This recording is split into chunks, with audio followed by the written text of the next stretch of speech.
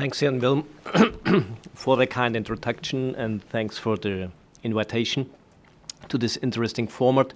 I don't only have a history in farming, I have also a history in small and medium enterprises. I was reminded today, almost 10 years ago, I changed the positions, but before that I was working with SMEs, and during lunch we already was reminded that I always wondered about the myths that are around when it comes to regulatory toxicology. So now with this format that is given today, I think this may help not to generate any myths anymore, but just to give the broad perspective that is needed, especially when it comes to CMR, so as already mentioned by Peter, carcinogenicity, mutagenicity, and reproductive toxicity, where we do not have too many human and robust epidemiological outcome data where we can rely on.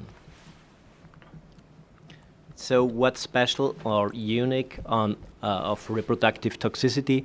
It's not only about the dose and exposure, it's also about organ-specific, and it's also about the right stage in development. And it's also a matter of concordance of animal to animal and animal to human data. So to which degree is the outcome that we have seen in animal studies relevant for the clinical situation? We're interested in the human situation, in human toxicology. We're not interested in animals at the very end. So the relevance of the findings is another critical aspect, and if there are findings, you may need to trigger specific mechanistic studies to demonstrate the irrelevance of the findings. It's rarely the case that you start with an entirely new class of compounds. Usually you have knowledge around that, and this is something that this is something where you can start from. And also in the end, the significance of findings. We have a high background incidence in reproductive toxicity studies, and also when it comes to details on terminology, the useful categorization and hierarchy of findings is a special aspect. Regarding the clinical relevance of reproductive toxicity, we also have to recognize that more than 10% of all clinically recognized pregnancy result in spontaneous abortion. So it might be even higher if you go to HCG assays, and this is something where it's hard in the end to dig out, does this signal at the pharmacovigilance level really come from the drug, or is it a background incidence? Another complicating factor is the mean age of women at childbirth is 30 or above and still increasing.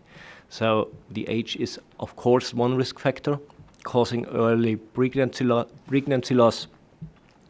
Not only tumors, age is with regards to carcinogenicity, it's also the same here. We also have a strong age profile of people using medicines to treat chronic comorbidities and so on. So, and still, although we have a high rate of contraceptive use, 1/3 to 1/2 of pregnancies are obviously unintended. So we have to take a quite conservative position in that, and as a regulatory toxicologist, the idea is really to identify teratogenic mechanisms before we harm patients. So let me make a brief reference also to the 6 general principles of teratology, which are some key elements also in reproductive toxicology. So the final manifestations of abnormal development are death, malformation, growth retardation, and functional disorders. So you really have to pick up all these different endpoints. We already mentioned there are critical periods of development. where susceptibility of the conceptors changes. Teratogenic agents act via specific pathways. It's not only one pathway, and we rarely know one or the other pathway, so we really have to be alert on the signals. We may see some dose-related effects with some thresholds as well. And the nature of the agent, of course, very much influences if the conceptors is even reached. So we already heard during the one talk in the morning, when it comes to biologics, there are more and less critical time frames for maternal transfer or placental transfer of maternal antibodies. And of course, the genetic background of the subject. What is also unique regarding reproductive toxicity is that there is no continuous evolution of this guidance. It was really shaken by the thalidomide disaster. So there's a clear before and after, becoming red and rapid the gold standard, so to say, for EFD studies. And what we've heard today also is that every compound earns its own development. So I think we have many more cases. It's not only the thalidomide case, it was a real tragedy, but we were able to prevent the reoccurrence of such kind of disasters with the safety testing strategy coming in place at that time in the very end. So, but there were regional disharmonies, and this brings me to the ICH-S5, where the first chance was taken to harmonize the regional differences in developmental safety testing. So this brings me now to the ICH-S5, which is in its current version applicable to small chemical entities, but gives the most detailed outline of the ideas behind reproductive toxicity testing. And the following slides will try to extract the most important information from that. So the aim is to reveal any effect of the active substance on mammalian reproduction, so in the parents, but also in the offspring, so either from the embryonic, fetal period or postnatally. The combination of those studies should allow to expose mature adults at all stages of development, so through one complete life cycle, so from conception in the one generation through conception in the following generation. We have outlined in the guidance different 6 stages of the reproductive life cycle. I don't go into the details of that, but it's, of course, it's from A, pre-mating to conception, conception to implantation is B, and so on, down to weaning to sexual maturity, F. So this is the whole reproductive life cycle.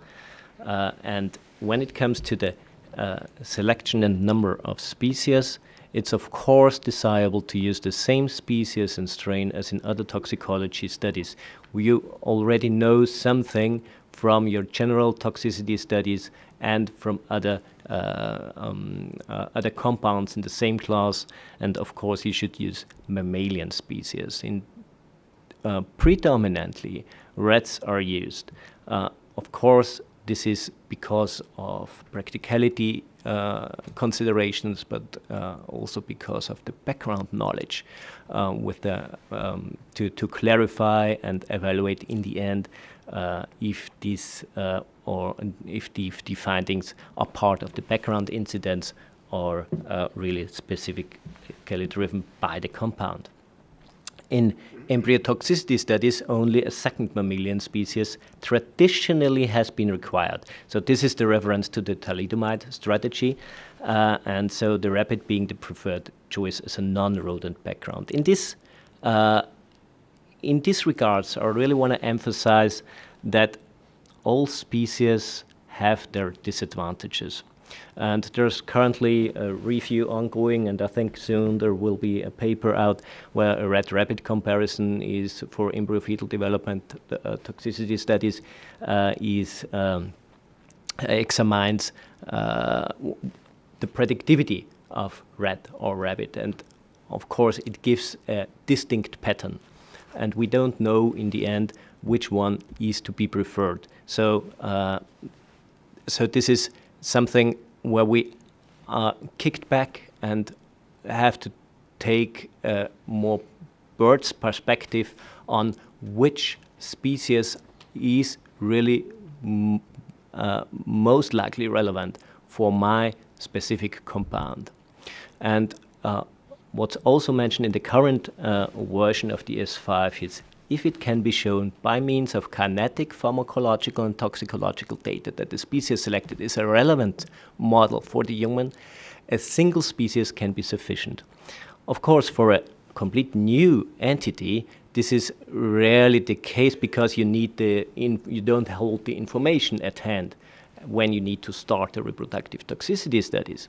But considering your background as SMEs, you may be in a situation where you have some more information from this compound or from another compound, because some of your development candidates have a kind of history also behind. And in this regards, you may be able to generate a certain case for that. Other test systems, so alternative test systems, obviously lack the possibility really to mimic the whole complex interplay between the conceptors and the maternal organism. So it's only a snapshot where you have possibilities to check if there is a kind of reproductive toxicity signal. It's also in the context of this meeting, it might be useful to say that, of course, industry screens for candidates just to increase the safety-related attrition rate. So they have screening systems, in vitro screening systems, to kick out those compounds with reproductive toxicity signals. This might not necessarily be the case for your projects because access to the screening machineries is not always that easy. But it says something, and the strength of the alternative test systems is that they show high sensitivity. So if they're positive in the in vitro system, they are usually positive in the in vivo situation. So again, you have to look from your perspective, where are you with your compound? What do you know about the target? What do you know about your compound? And you should start with this information. This might already be might already give you a good idea on how to communicate risk in the end in the label. When it comes to dosing, usually 3 doses levels are to be applied besides the negative control, and the high dose setting is of course something that needs to be balanced against the idea that we need a good dose response relationship. So in those intervals shouldn't be too high. So when you start, and the high dose really should have only some minimal toxicity, although the guidance does not talk about what is a minimal toxicity. It's something like reduced body weight gain or something like that, which is expected in the high dose dams, whereas the low dose situation in the low dose group, something around the anticipated clinical dose level is expected. And critical is that the result should be direct effects of the compound and not due to maternal toxicity. At the bottom of this slide, there's a reference to an L.C. Hesse workshop paper paper where where interesting cases on this topic of maternal toxicity can be found, as it is a confounding factor in data interpretation. And it also required to distinguish true maternal toxicity from exaggerated pharmacology because of the model. Kinetics, of course, we want to know, have the animals not only been dosed, have they already also been exposed to the compound?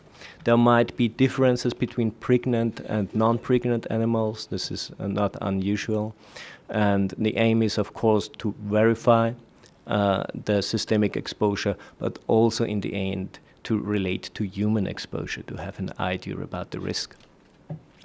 So if you might have already knowledge from general toxicity studies that and PK studies that an increase in dose might not necessarily lead to an increase in exposure.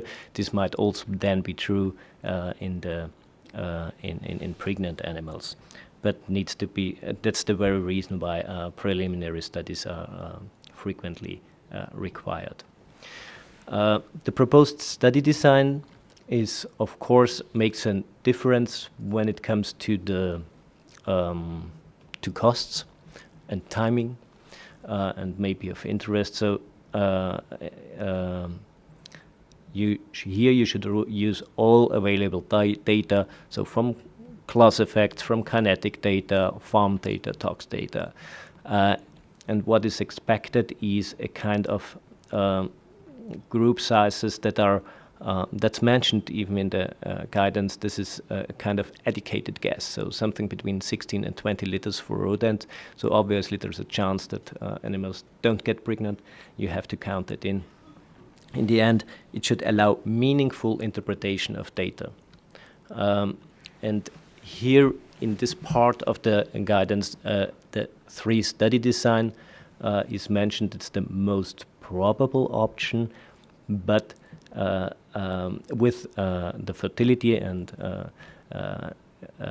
study covering the stages A and B, so down through implantation, also segment 1 study, known as segment 1 study, followed by a segment 2 study, so embryo-fetal toxicity study, the classic teratology study covering stages C to D, and the most complex study design is the PPND, peripostnatal study, covering stages C down to F. So with these 3 studies, the idea was harmonized on how to cover the whole reproductive life cycle.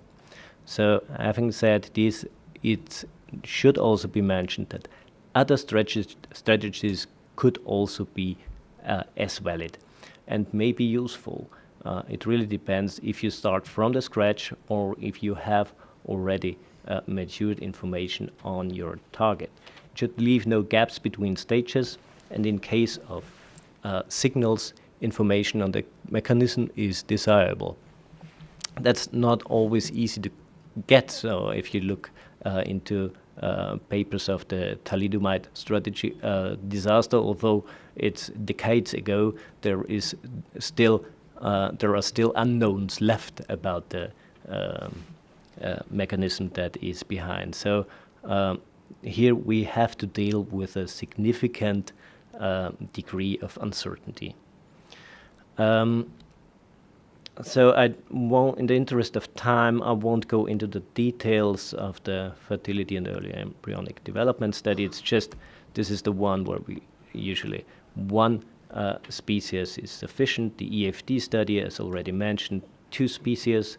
It's the rat and rabbit, and again pre and postnatal development study, including maternal function PPND study. So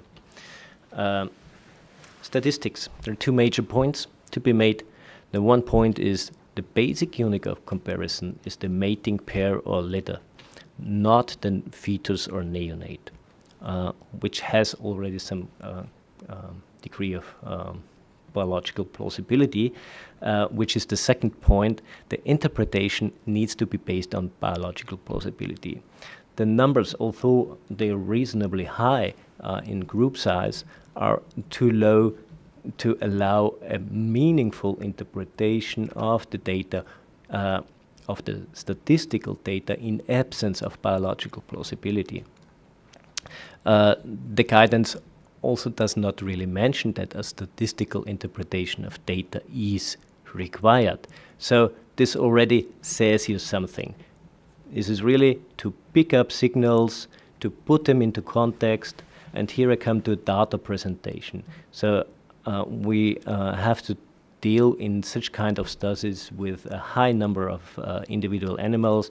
You need the individual history, you have to trace them back, where they come from, and you have to present the findings in a useful form, so to really to make them meaningful. Supernumerary ribs or increased ossification and whatsoever. There are more and less useful possibilities to categorize and group these findings, and this is very useful for purposes of data interpretation. We already heard in the morning the ideas around the reproductive testing with biologicals, so don't need to go into details. We, of course, still, if the pharmacological relevant model is red rabbit, then it's red rabbit. What needs to be done or should be done. But if you have already a finding in a rat, you don't need to go for a rabbit study then in the end. This is, in the end, a more flexible but still science-based approach, also recognizing the limitations that we have on practicalities that we have with non-human primates. And it refers to the weight of evidence that will already give you an idea on how to communicate risk. So if you're in oncology and you have a target, this is very likely associated with proliferation, you may have sufficient knowledge if it is a part of embryo-fetal tissues. And if it is expressed there, you obviously can make a case that there is something that can be expected there. But we also have to recognize that sometimes we are going to authorize products against certain targets, and later on we identify it's not only one target, it's a whole family of targets that is approached. So this is a field that matures. Patients with advanced cancer, so study in fertility and early embryonic development, and PP&D study is generally not warranted to support clinical trials or for marketing authorization application. Embryo-fetal development toxicity study for marketing authorization application is required, but not for clinical trials, not if the compound is genotoxic and targets rapidly dividing cells because of obviously biological reasons. And for small molecules, if embryo-fetal lethality or teratogenicity is shown, second species testing is not warranted. And don't need to mention the biologics anymore. We already heard in the morning from Milton a nice overview on what needs to be done at which time. So I don't want to bore you with details. The only thing that should be mentioned here is if you're in the design of a general or repeat dose toxicity study, don't forget to appropriately evaluate the reproductive organs. Only this gives you the degrees of freedom relevant for phase 1, for inclusion of male in phase 1 and phase 2 studies, and women not of childbearing potential. I'll skip the rest of the details, and come to the ultimate goal: human risk assessment, labeling should really factor in all animal, human, and mechanistic data. So we have talked about class effects, you will make your specific case for your compound in this class, why it's better than the 31st tyrosine kinase inhibitor. So in this special case, you, of course, you also have to refer to that regarding toxicity data. You have human data, we have a mode of action, and we have in vitro and in vivo studies from the non-clinical assessment. So all these has to be judged for their significance, for the biological plausibility, and for the strength of the signal. And in the same guidance on the risk assessment of medicinal products on human reproduction and lactation, Appendix 2, there's a decision scheme on contraindication in pregnancy. So here it comes really to the, here's the showdown for the label. I may say, is the treatment avoidable or postponable or not? And this gives you, in the end, a decision on the contraindication or if it's still possible. And this might really be triggered by risk outcome from non-clinical studies, because in most cases sufficient human experience is not given. Yeah, and this brings me to the end of my presentation. What's currently ongoing, Jan Wilm indicated that is a revision of the ICHS-5. It's also quite robust. It's more than 20 years old. We have a significantly evolved field. We have alternative test systems, and of course opportunities exist to reduce animals. Of course, this is a harmonization procedure, so we can only harmonize what exists. There are also, for instance, regarding dose, applying the appropriate doses in the developmental toxicity studies, there will be something new in that, so it might make sense for you to have a look at it and watch it closely. And here with that I summarized the various guidelines. If you're in clinical trial applications in one of the member states, there is a CTFG recommendation related to contraception and pregnancy testing, where most of the member states rely on. And there is also the vaccines. Where is it? There's a bullet point from below. Okay, yeah. If it comes to vaccines, it's another speciality and clearly not covered with the ICHS-5. I may refer to the WHO guidance from 2013. With that, I want to thank you for your attention, and I think I'm in time.